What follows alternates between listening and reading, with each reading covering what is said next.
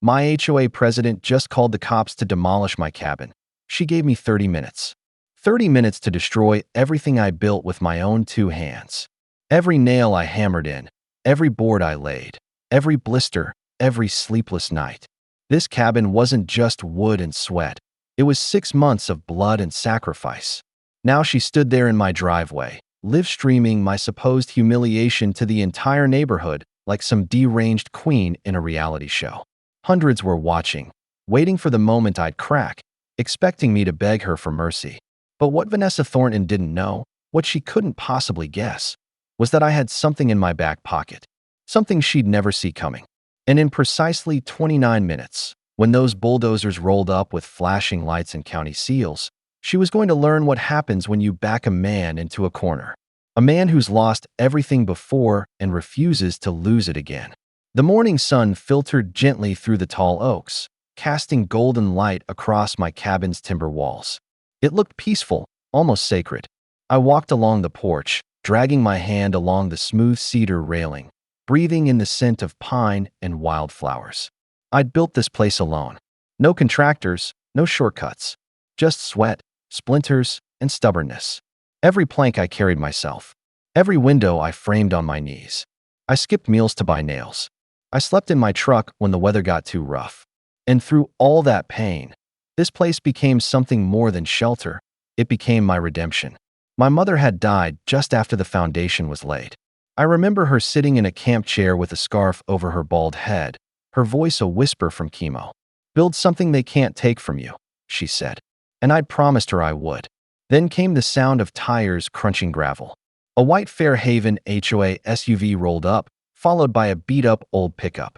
Out stepped Vanessa Thornton, every inch the tyrant queen. Clutching her clipboard like a scepter, she strutted toward me in designer heels and a fury that was bottled, manicured, and manufactured. Behind her was Gary, a jittery man in a wrinkled uniform that looked like it had been picked up at a Halloween store clearance sale. "Nathan Caldwell," Vanessa said, her voice sickly sweet and laced with poison. "This illegal structure violates 17 HOA bylaws, unauthorized construction, fire hazards, and aesthetic disruption. You have 30 minutes to begin demolition, or Sheriff Whitaker will do it for you." She shoved a stack of papers in my face. Half of them looked like they'd been typed up last night. Her hand shook slightly, like someone who knew she was bluffing and hoped I wouldn't call it. I couldn't help but laugh. My hands were shaking too, but not from fear. "Vanessa," I said, holding up my property deed. "This cabin is on private land. County inspected. Built to code. Your HOA rules don't apply here. See that line? My property begins 50 feet before the porch. You're trespassing." I watched her face tighten. Her lips went white. Behind her, I saw Harold, her husband, staring into the SUV window like he wished he could disappear. "Don't quote property lines to me," Vanessa snapped, voice rising like a tea kettle. "I've protected Fairhaven's value since before you could spell mortgage." Then she whipped out her phone and started live streaming.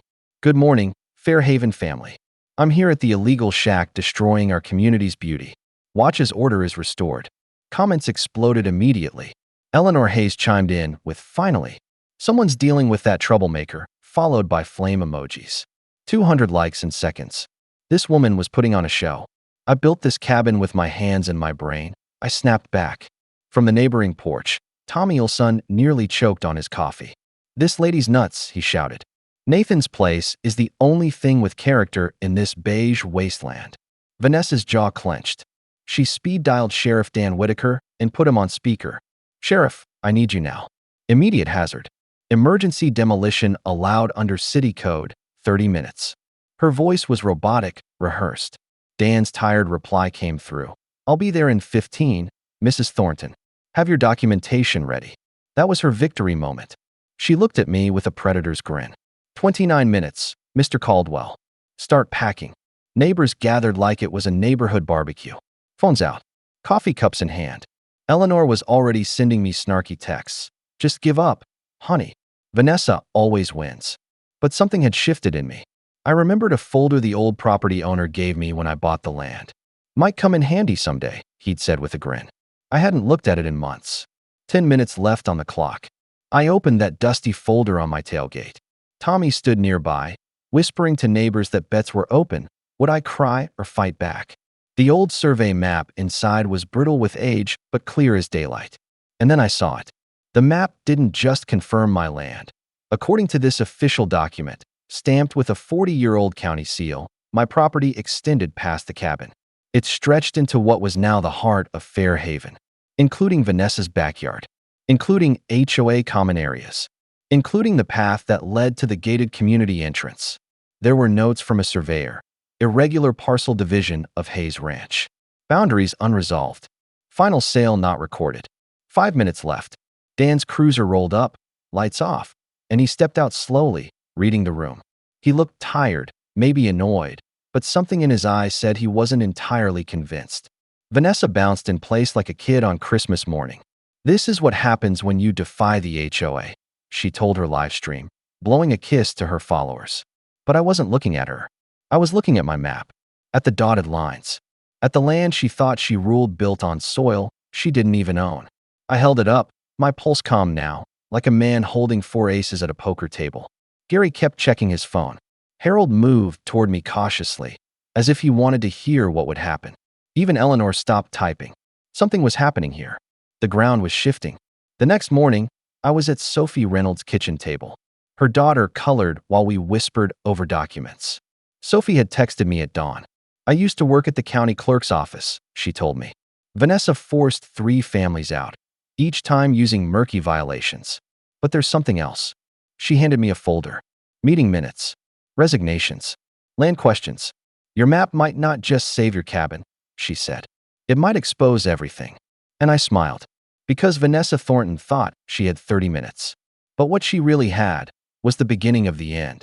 Mounting her counterattack that very afternoon, Vanessa threw together what she called an emergency community barbecue.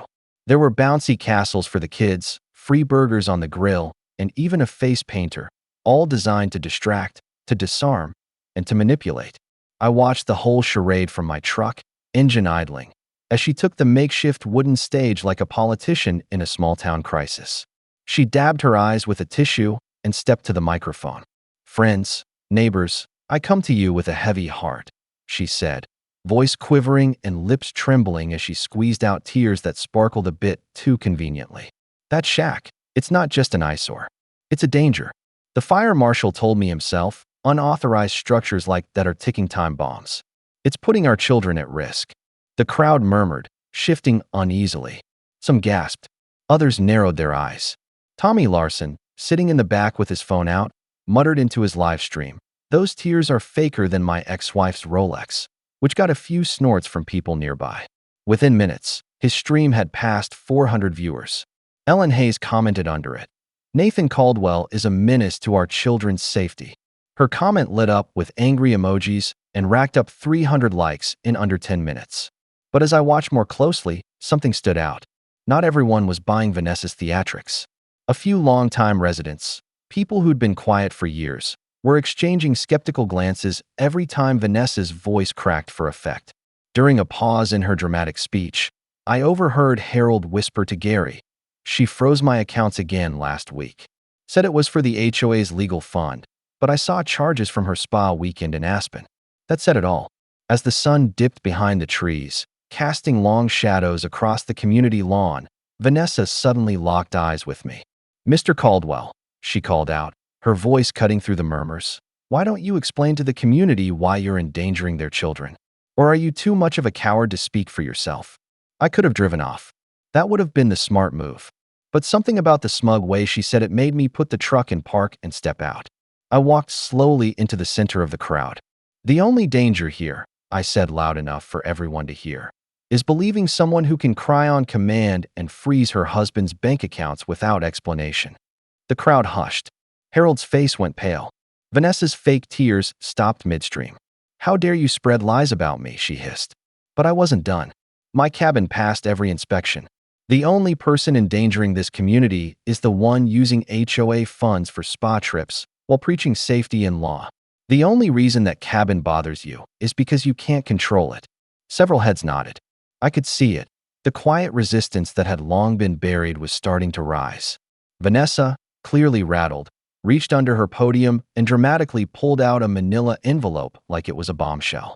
"I have here a cease and desist letter," she declared, holding it up to the cameras.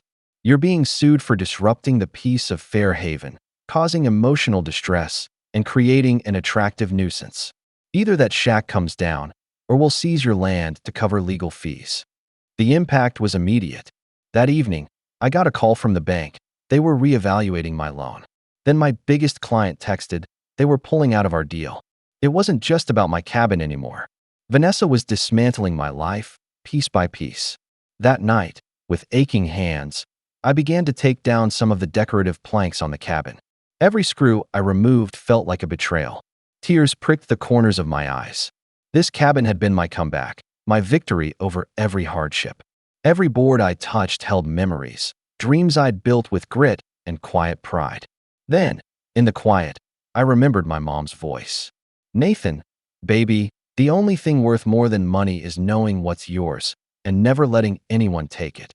She'd told me that the night we lost our apartment. I was just a kid, crying over leaving my friends. She made me promise, and I had. I gripped the survey map tighter. Sophie's words echoed in my mind. There was something Vanessa didn't want discovered. Next morning, Sophie showed up at my door, nervous but determined. "Nathan, I did more digging. That land deal? Vanessa's father-in-law was involved. He partitioned the original ranch land, including your parcel. But the records, they're a mess. Some parcels were recorded twice, some not at all. And Marcus Webb, the county surveyor who signed off on it all, was fired 2 years ago for falsifying land documents." She showed me a timeline highlighting Webb's involvement in multiple shady land transfers across the county. "Are you saying Vanessa knows the boundaries are questionable?" I asked. Sophie nodded. She monitors everyone's research. Last year, Mr. Crawford asked about his lot lines. He got slapped with 17 violations overnight. The Johnsons found easement documents. Suddenly their dog was too loud. Their mailbox was the wrong shade. "She's ruthless." Her phone buzzed. She looked down and went pale. "Vanessa just called an emergency board meeting.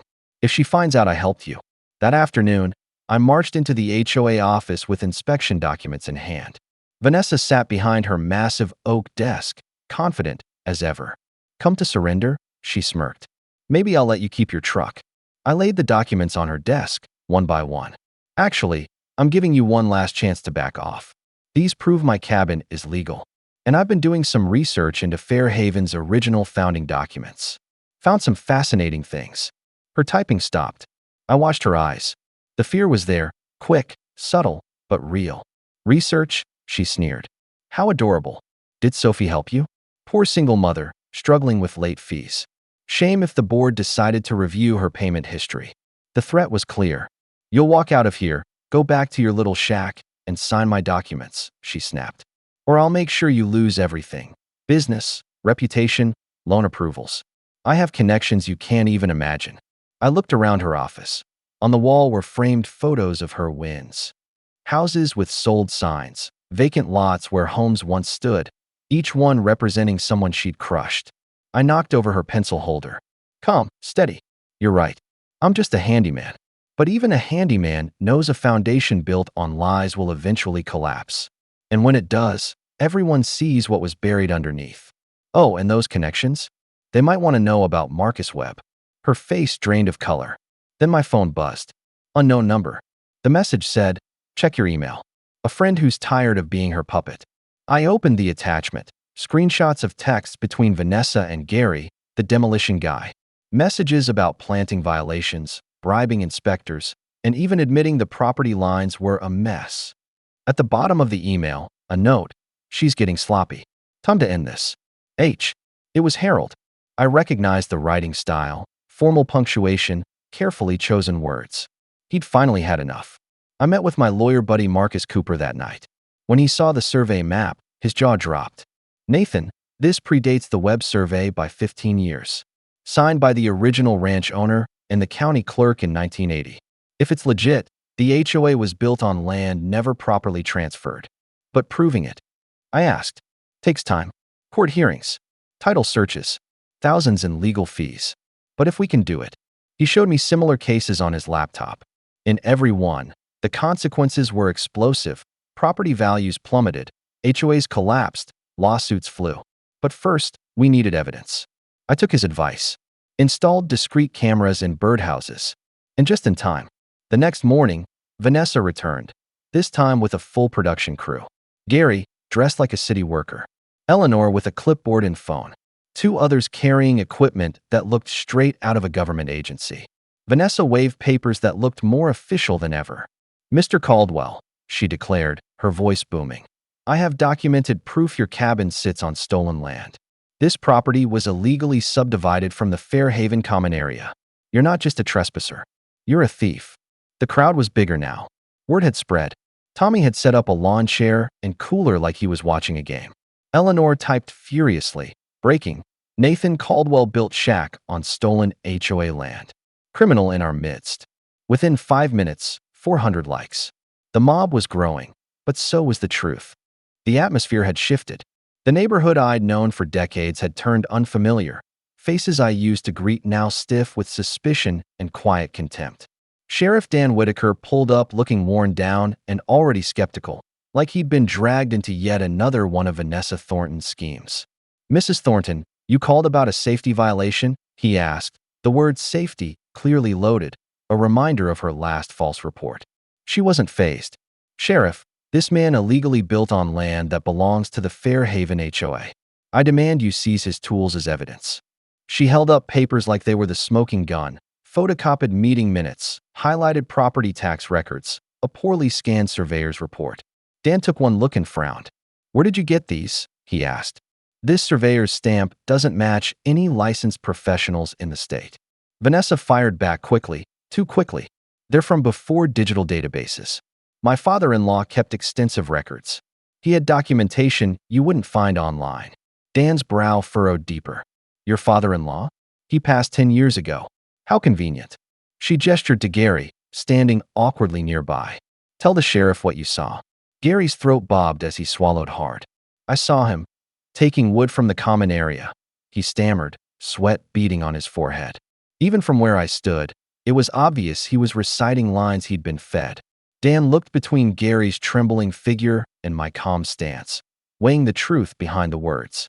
"Mr. Caldwell, I need to document your tools for the report," he said at last. "You're not under arrest, and I'm not seizing anything without a court order." As he turned to photograph my gear, he lowered his voice. "Get a lawyer. She's escalating." Vanessa, undeterred, strutted around live streaming to her online following. "You see this, Fairhaven? This is what happens when drifters and troublemakers invade our community. They take and they destroy." Her husband Harold sat silently in their SUV, not joining the show, just watching her and glancing down at his phone with an expression I couldn't read. The so-called investigation dragged on for another hour. Dan's patience frayed more with every smug comment Vanessa made. And then came the fallout.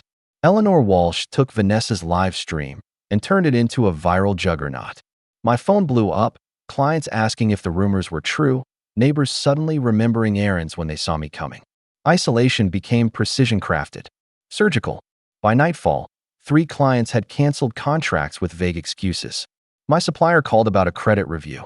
Even the local hardware store owner, who used to chat for hours, barely met my eyes when I walked in. Online, Eleanor's post had multiplied like wildfire. I saw my face photoshopped onto wanted posters. One post claimed I'd been caught casing houses for theft. The truth was drowning under waves of hysteria. At the gas station, I heard 2 neighbors muttering. "Always thought something was off. Living alone, keeping to himself? Yeah, figures." Another chimed in. "Vanessa's just protecting us. Did you hear he threatened Harold?" I wanted to scream. Harold looked terrified of her, not me. But what could I say? She'd won the narrative. I drove home in silence. Each mile a reminder that I was retreating from a place I'd fought to build.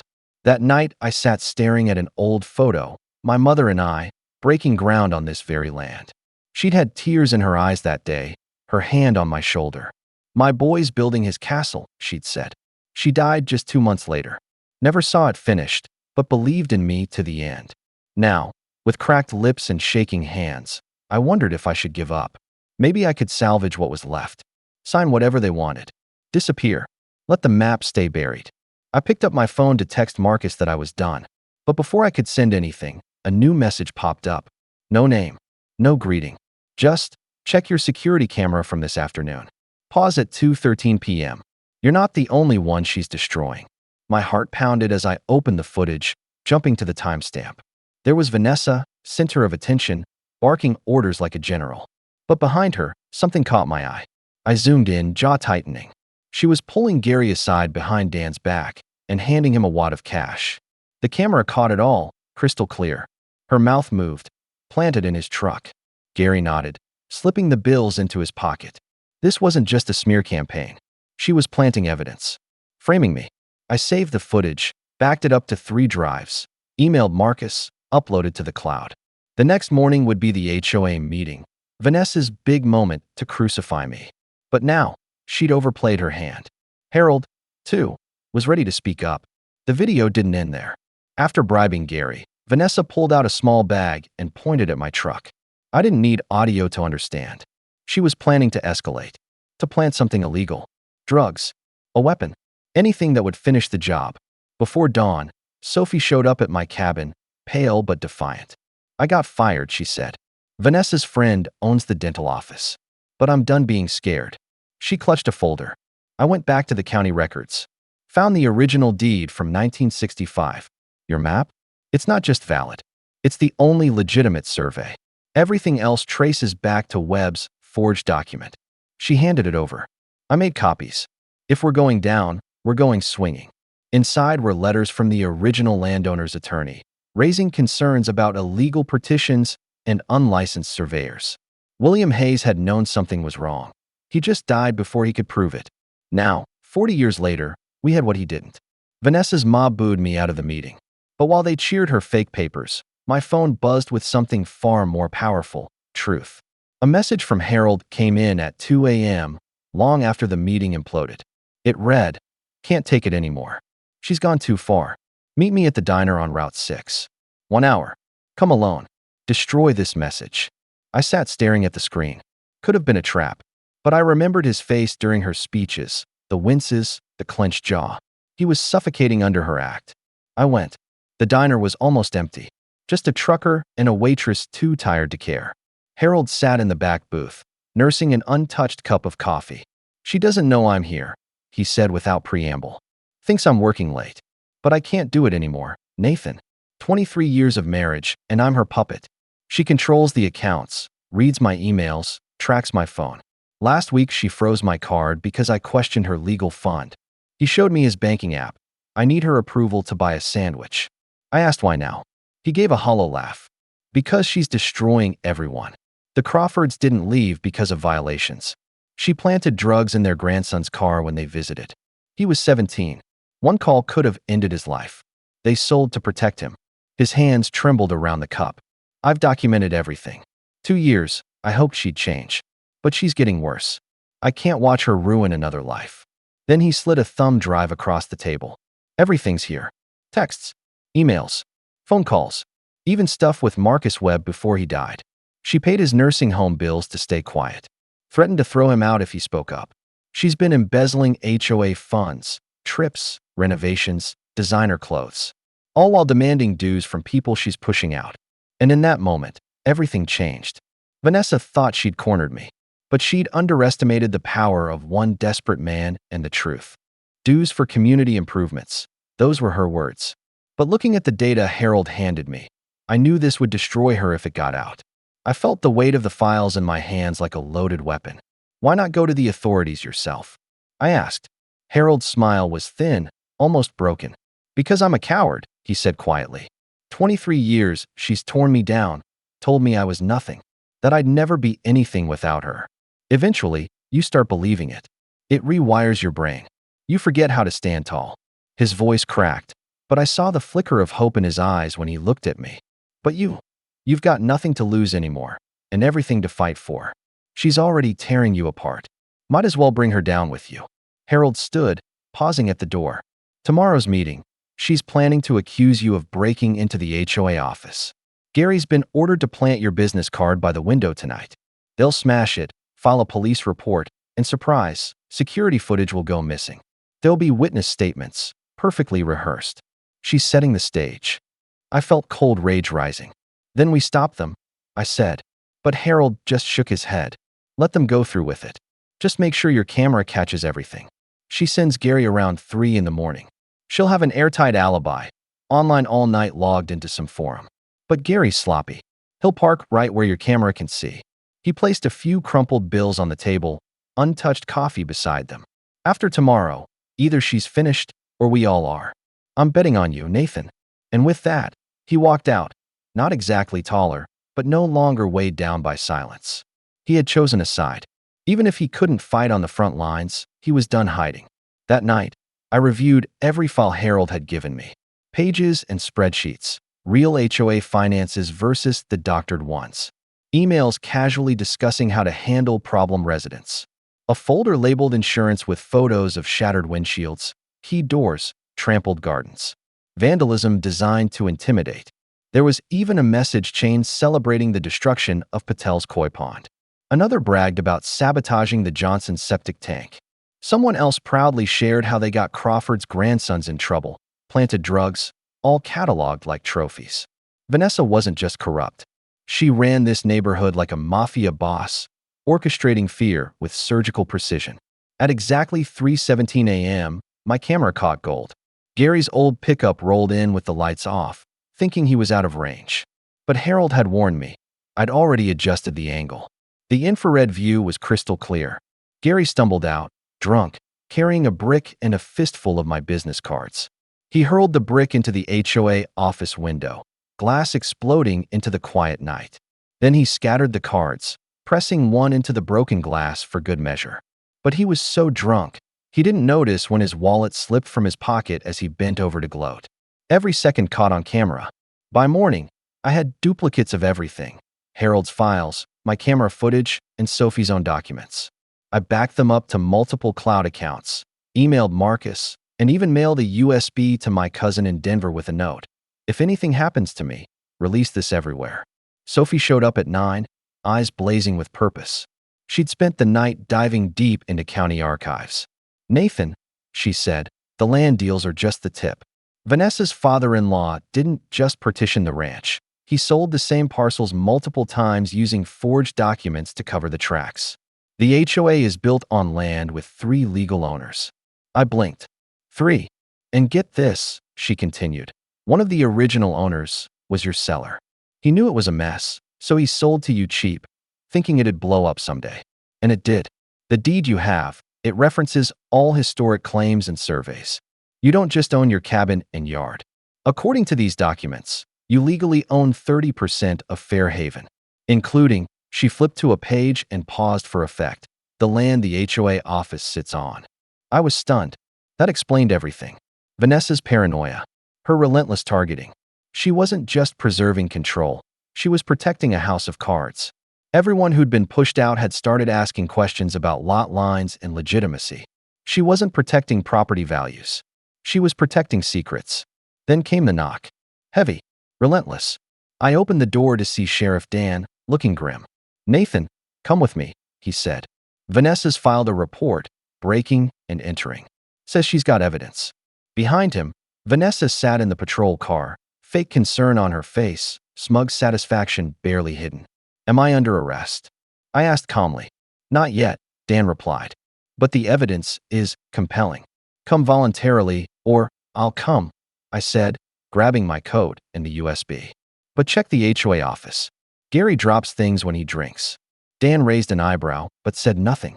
As I stepped outside, Sophie emerged, phone recording. Wrongful arrest, she said loudly. Nathan was with me all night. Vanessa's eyes flared. She hadn't expected that. At the station, she tried to control the narrative. She laid out my business cards found at the scene. Claimed Eleanor saw my truck. Mentioned the conveniently missing camera footage. Played the concerned citizen. He's harassing me. Threatening our safety, she sniffled. But Dan was already skeptical. Gary's wallet was recovered at the scene, he said. Care to explain? Maintenance, Vanessa snapped. Must have dropped it earlier. I handed over the USB. You'll want to see this, I said. Dan loaded it up. There, in full high definition, Gary's drunk blunder played out. 3:23 a.m. clear as day. Brick throw. Card drop. Wallet spill. Vanessa's face turned from smug to sickly pale. That's edited, she muttered. He's tech-savvy. Could have faked it. But her voice lacked its usual steel. Dan said nothing for a moment. Then finally, "We'll verify. But this raises some serious questions." He turned to me. "You're free to go, Mr. Caldwell. But don't leave town." As we stepped outside, Vanessa grabbed my arm, nails digging into skin. "You think you're clever?" she hissed. "I'll drown you in lawsuits. That shack? I'll have it condemned. You'll be sleeping under bridges." But there was fear in her voice now. Real fear. Not just anger. Sophie live-streamed everything. I didn't say a word. I didn't need to. The truth was already spreading. And my hidden camera? That was about to go viral.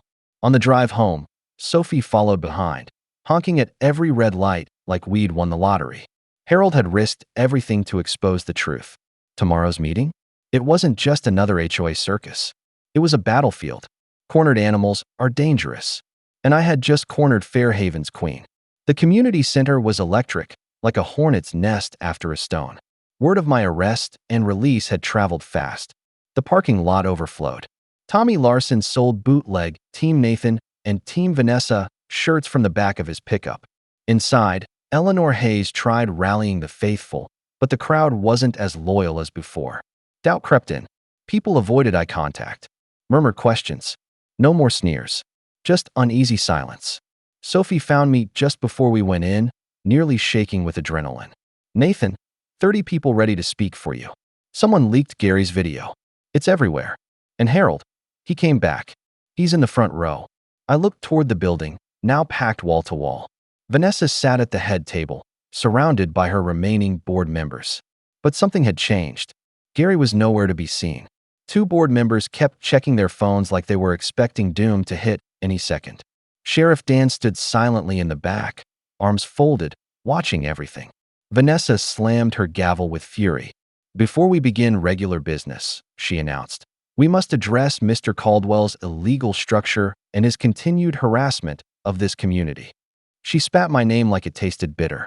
I moved for immediate legal action, forced removal of the cabin, and permanent banning from HOA grounds. Eleanor, ever faithful, seconded the motion with glee. But just as Vanessa prepared to call the vote, Sophie stood, phone in hand, eyes blazing. And then the real show began. The community had gathered, tense and uncertain, but hungry for the truth. That's when she did it. Sophie walked to the front, plugged her phone into the projector, and the wall lit up. But instead of Gary's misadventures or some diversion, what appeared was explosive. Vanessa, the HOA president, slapping Sophie across the face right outside the office. The sound of that slap, the sharp crack of palm on skin, ripped through the silent room like a gunshot. Sophie's voice rang out, clear and firm. "This is your president. This is how she deals with people who dare to disagree with her." She attacked me for asking questions. "Is this who we want in charge?" Shocked gasps and murmurs spread like wildfire. The image of polished, composed Vanessa was cracking. Visibly shaken, Vanessa shot up from her chair, knocking it over with a loud bang. "That's out of context," she screeched, voice shaking. She was stalking me, harassing me. I was defending myself, but it was too late. Phones were out. People were already rewatching the footage, sharing it. Then a voice from the back of the room rose, quiet but undeniable, Eleanor Hayes. She stood slowly, dignity giving way to a quiet courage. "I have something too," she said, her hand trembling slightly as she raised her phone. "Vanessa threatened me, said if I didn't publicly support her, she'd make sure my daughter lost her scholarship." She hit play. Vanessa's cruel, calculated voice filled the room like poison. "Eleanor, darling, such a shame about Jennifer's little college party photos. I'd hate for the scholarship committee to see them. Be smart. Post what I tell you." The energy in the room shifted like a wave turning at sea. Vanessa's closest allies began to step back. Board members leaned toward each other, whispering urgently. The spell she held over them was breaking. I stood up, folder in hand. "If we're bringing out the truth, I've got something too." I walked to the front, every step heavy with purpose. Vanessa's eyes drilled into me, but I didn't blink. I held up an original, verified survey map of Fairhaven, land the HOA was built on. This document, confirmed by 3 independent surveyors, proves the boundaries of the original ranch. You've been operating under a fraudulent map, paid for by Vanessa's own father-in-law. Vanessa hissed, You can't prove that. But I could. Actually, I can. Marcus Webb kept records. Every detail, including Harold's thumb drive. I held up the device like it was a torch in the dark. Emails, bank transfers, even a recorded call. I pressed play again. Vanessa's voice, this time threatening an elderly man in hospice care. If you talk, Harold, you'll be out on the street. No more private care. You know the deal. The silence was suffocating until Harold Thornton stood. Slowly, proudly. This man, her husband of over 2 decades, faced her for the first time. My wife has stolen from this community for years, he said, voice shaking but sure. She's ruined families, manipulated board members, and ruled by fear. And I've stayed silent too long. He turned to Vanessa, eyes wet. Remember the Crawfords? You planted drugs in their grandson's car. The Patels? You poisoned their pond. The Johnsons? You paid someone to damage their septic system. I kept records. I've given them to the authorities. The dam burst. Vanessa lunged at Harold, screaming wildly. Dan, the security officer, stepped in and grabbed her arm. Mrs. Thornton, calm down. She spun on him, unrecognizable in her fury. You're all against me. I built this community. Kept the riffraff out. She jabbed a trembling finger in my direction. He's manipulating you. That cabin is trash. He's trash. Pretending to be respectable. People recoiled. The real Vanessa was showing. No longer a composed leader, but a tyrant unraveling. I held up one last document. Let's talk about property values. The HOA's been collecting dues on land it doesn't even own, including this very office. According to this survey, those parcels still legally belong to the original ranch, my ranch. The room exploded into chaos. Board members shouting, residents demanding explanations, Vanessa spinning in place, pointing fingers in every direction. It's all lies. I'll sue you all. I'll take your homes. Then Tommy's voice rang out. Hey Vanessa, smile. He was live streaming. Viewers were climbing by the second. Whole internet's watching you crash and burn. Better than reality TV. A slow clap began, spreading as neighbors joined. Not for Vanessa, but for the end of her reign. Desperate, she grabbed the mic. You want truth? Let me show you who Nathan really is. She scrambled to connect her phone to the projector. The screen lit up again. Grainy footage showed someone near the office, someone roughly my height. This is him. Breaking in. A criminal, she shouted. But Dan stepped forward, brow furrowed. Mrs. Thornton, that video is dated last Tuesday. The break-in happened last night. Silence. Vanessa blinked, mouth opening and closing uselessly. Her final lie had failed. The vote was swift. Vanessa was removed unanimously. The board was dissolved pending a full investigation. Dan announced she was under investigation for fraud, embezzlement, harassment. Just like that, the queen of control became a woman facing federal charges. She ran, humiliated. But as she stormed off, I saw it. A slip of paper left on my cabin's steps. A threat. This wasn't over. The crowd slowly dispersed, many pausing to thank me. Some offered apologies. Eleanor approached, guilt etched in every line of her face. I'm sorry. Fear makes cowards of good people. I nodded. We would deal with the fallout tomorrow. But tonight, for the first time in years, I could breathe free. I could stand on my land and feel peace. It lasted exactly 14 hours. At sunrise, my phone exploded with alerts. Sophie was calling, her voice tight with urgency. Nathan, check the blog. Vanessa's gone nuclear. My stomach dropped. I opened the site and froze. Headline blaring across the top. Disgraced HOA president claims cabin owner running drug operation. The article was pure poison, accusing me of criminal activity, alleging suspicious late-night visitors, twisting everything. Even from the shadows, Vanessa was playing games. But Sophie was ready. She launched a hashtag #LastVanessaCollapse. It caught fire. Locals posted stories. The Patels uploaded pond footage. The Johnsons shared threatening emails. Even other communities began exposing their own Vanessa horror stories. Then came the worst call. Nathan, someone spotted a moving truck heading your way. Emergency demolition services. They're not delivering furniture. I bolted. By the time I arrived, 2 men stood by a truck labeled emergency demolition. One held a clipboard, the other a camera. Mr. Caldwell, the clipboard guy asked, smirking. We've got a work order, emergency structure removal. Safety hazard. signed off by a city inspector. I hit record.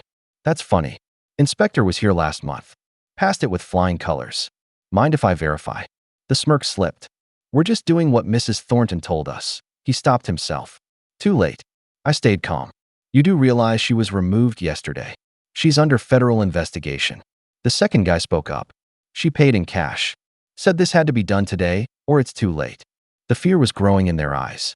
You're about to become accomplices to criminal harassment and illegal property destruction. Or you can walk away now. They chose wisely. As the truck pulled away, I spotted a familiar figure stumbling from the woods. Gary Hendricks. Drunk. Filthy. Broken.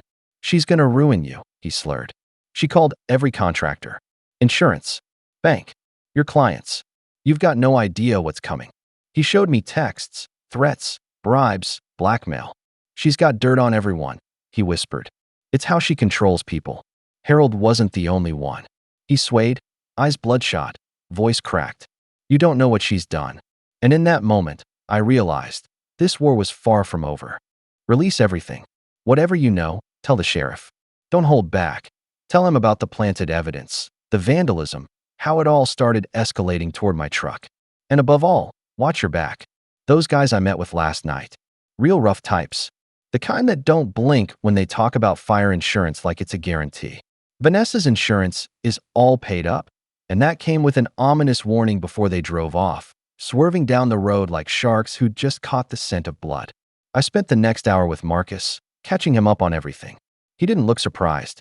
She's desperate, he said, and desperate people make mistakes, but that also makes them dangerous. He urged me to document everything, to keep the cameras rolling, and maybe, just maybe, stay somewhere else for a few nights. But I wasn't going anywhere. This cabin represented everything I had fought for, everything my mom once told me I could achieve.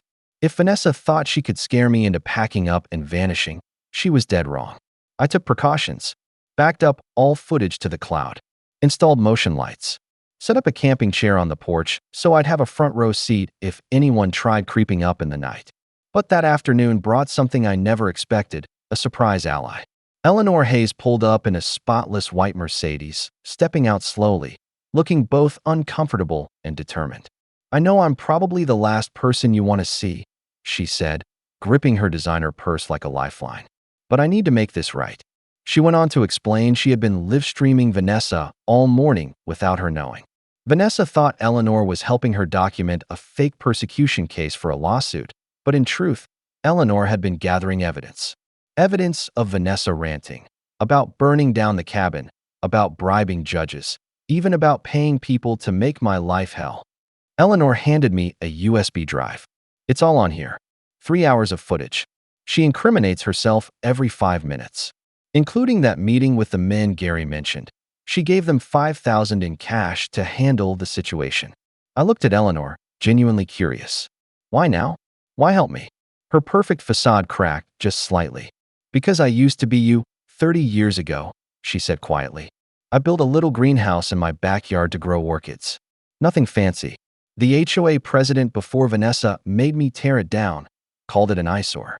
I cried for weeks.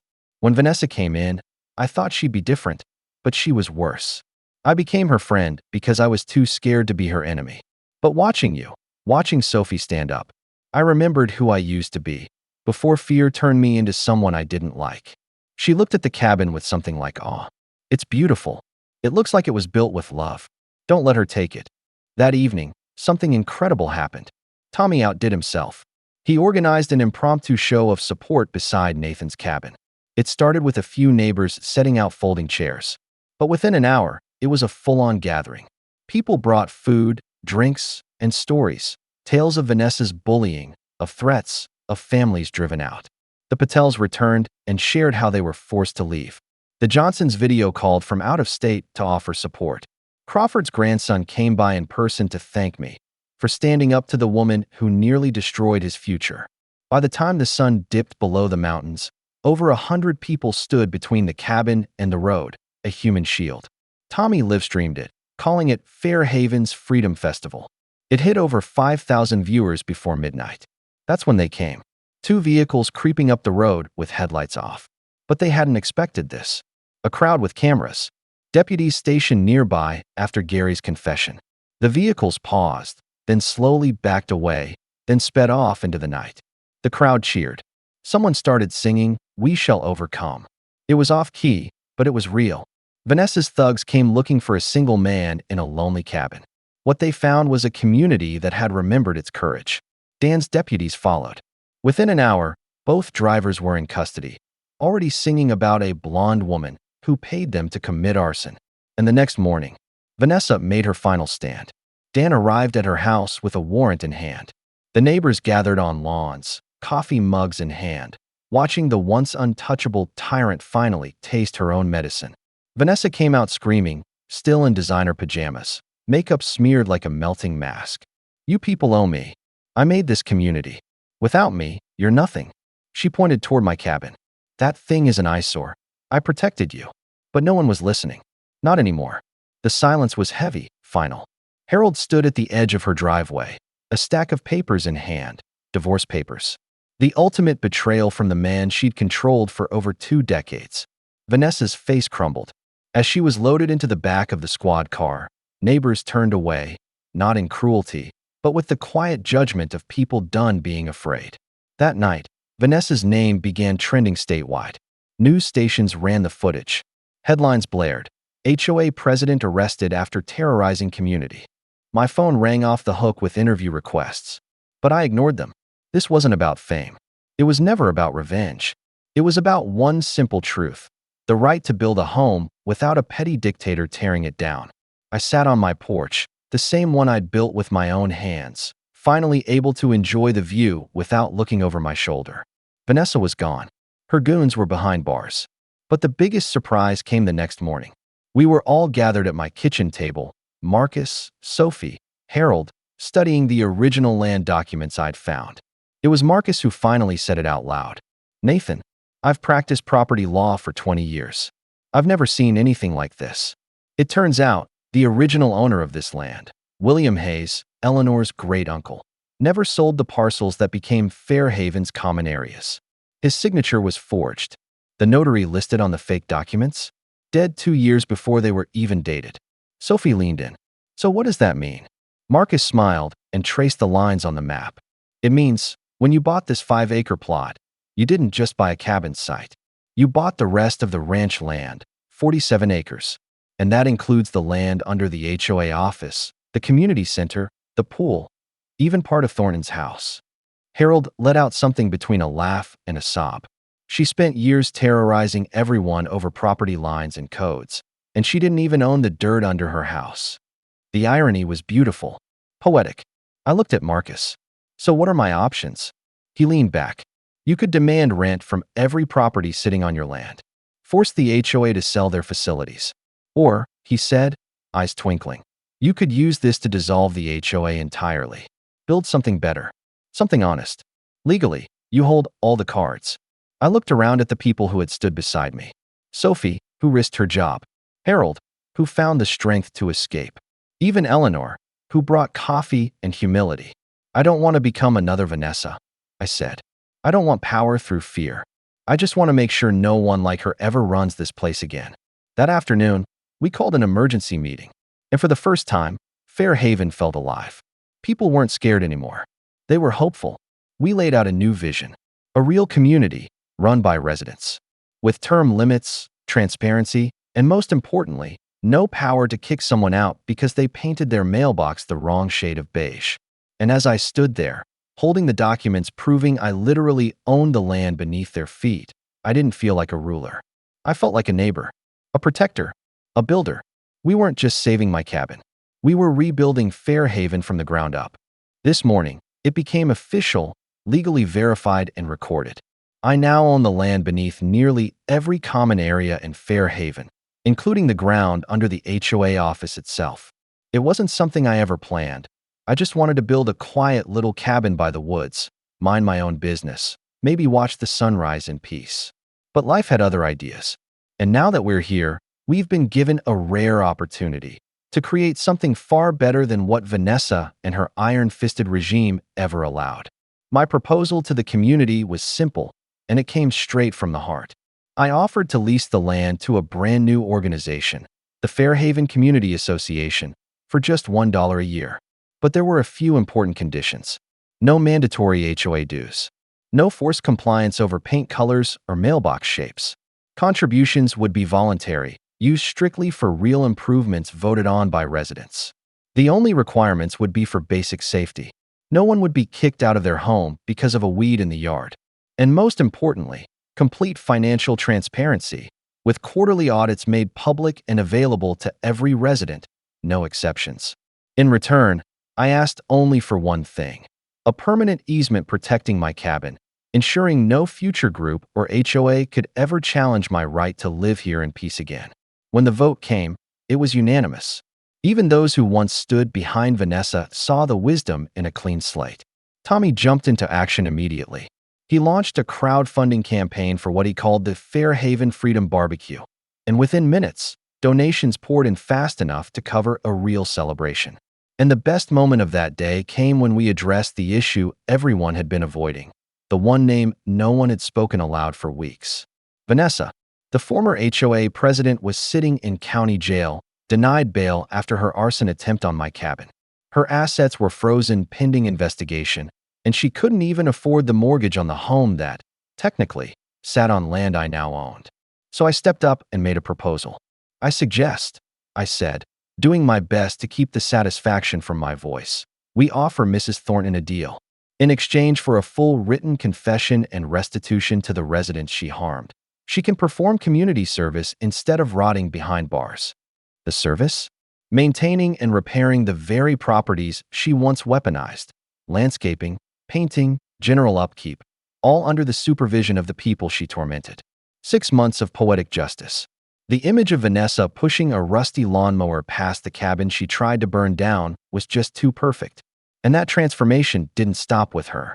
The HOA office, once a cold fortress of fines and threats, was reborn as an actual community center, a place for connection, not control. Sophie, one of our kindest and most level-headed residents, was elected the first president of the Fairhaven Community Association, with term limits written in stone. Harold, finally free to be himself, stepped up to manage the finances with full transparency. Vanessa stayed far from Eleanor, who'd become a quiet leader behind the scenes. And surprisingly, seeking redemption in her own quiet way, Vanessa started the Neighborhood Welcome Committee, this time actually welcoming people instead of sniffing for violations. Tommy used his gift for social media to promote small businesses and neighborhood events, turning into our unofficial digital mayor. His live stream from the cabin was the beginning. It gave us all a taste of what it meant to use platforms for good. Just 1 week later, on a picture-perfect Saturday morning, we hosted the official Fairhaven Freedom Festival. It took place right in the park, technically my park now, though I never thought of it that way. Everyone showed up. Food trucks lined the street. Local bands played. Children ran laughing through the grass. Even the Patels returned for good, setting up their food stand with the best samosas in 3 counties. The Johnsons joined in by video call from out of state, announcing they were moving back now that it was safe again.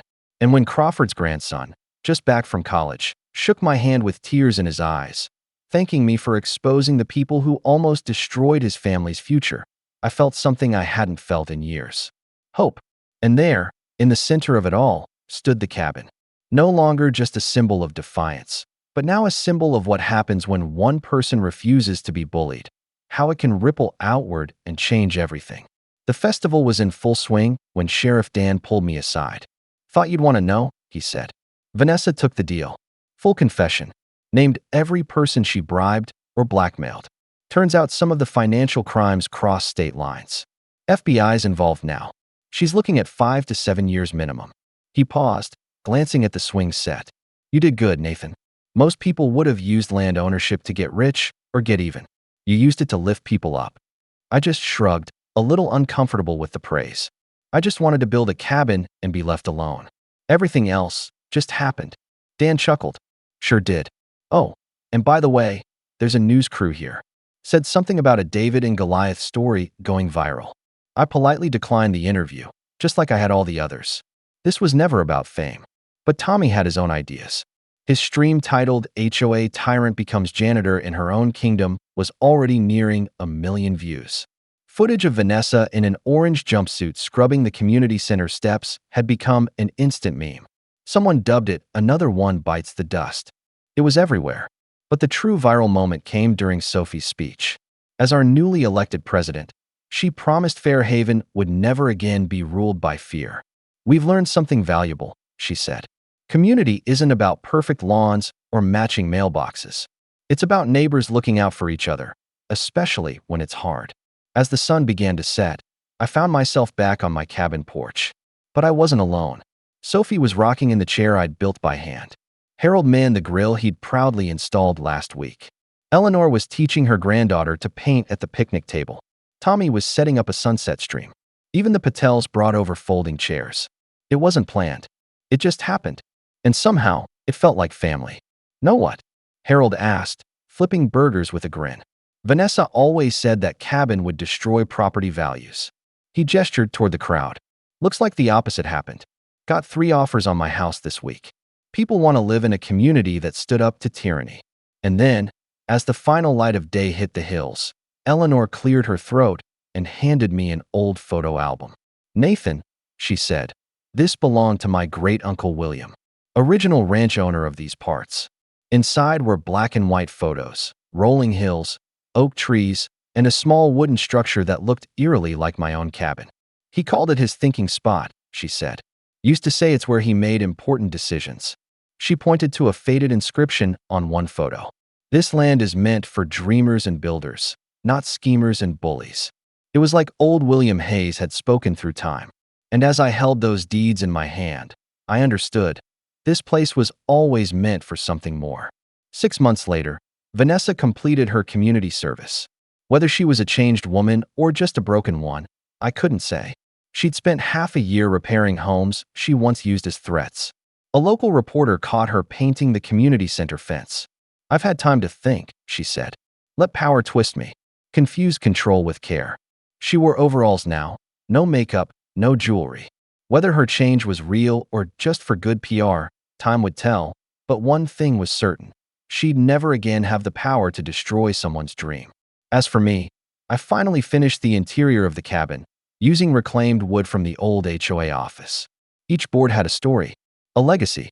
That little cabin, once a personal retreat, had become a national symbol of standing up to bullies. My business exploded.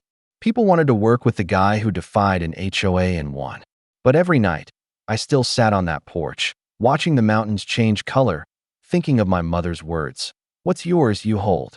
This cabin, built with my hands, my sweat, my vision, was proof. Sometimes the underdog doesn't just win. Sometimes he inherits the whole kingdom. Now a handmade sign marks the property line, owned by Nathan, right where Vanessa used to park her Lexus. I even got a letter recently from another HOA. Another tyrant. Another neighborhood trembling. I smiled, slid it onto the table beside my coffee. They wanted advice. Wanted help. Maybe even a showdown. Well, this cabin was built by hand and brain. And I've got the blueprint now. Let's see which tyrant's next.